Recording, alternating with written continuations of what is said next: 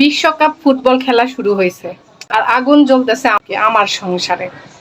ছোট্ট একটু মেয়ে, আমার 7-8 বছর বয়স। সে কয়, আম্মা বিশ্বকাপ ফুটবল খেলা দেখবো না? স্কুলে তো ফ্রেন্ডরা গল্প করতেছে, আমি তো কিছুই গল্প করতে পারতেছি না, আমার প্রেস্টিজে বাধা লাগতেছে।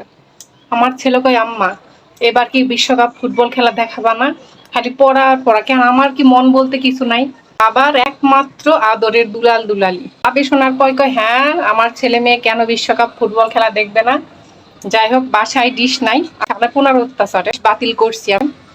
এখন ছানাপোনার বাবা কই আবার ডিশ নিব 1 মাসের জন্য হলেও।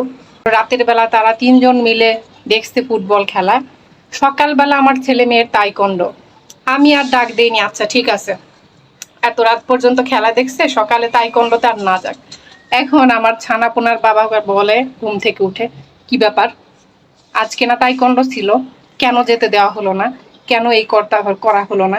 আমি বলতেছি, তোমার জন্য না তোমার ছেলে মেয়েকে ডাকিনি, এত রাত পর্যন্ত খেলা দেখাচ্ছ, এখন আবার কেমনে তারা উঠবে, কেমনে? এখন আমার ছানাপোনার বাবা কয়, তোমার জন্য আমার ছেলে মেয়ে মানুষ হচ্ছে না, তোমার জন্য আমার ছেলে মেয়ের পরিস্থিতি এরকম। ভাই, সব দোষ কেন মায়েদেরই হয়? আমার দোষটা কোন জায়গায়, আমার ভূমিকাটা কোন জায়গায় যে আমার সবকিছু সবাই খালি দোষায় বাচ্চা কাচ্চার জন্য?